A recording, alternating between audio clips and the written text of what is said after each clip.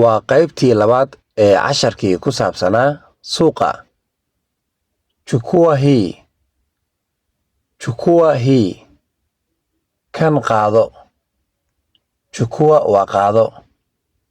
Haina bei nyingine. Malahan bec kale.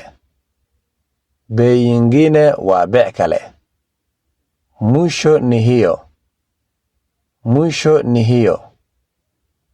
Ugu dambayn waa intaas.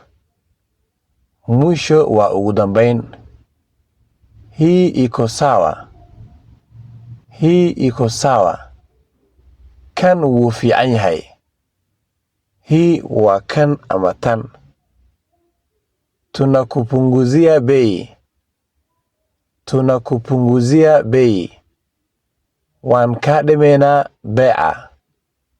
Follow ina soo dheh haddii aad ka heshay. Sidoo kale la wadaag asxaabtaada.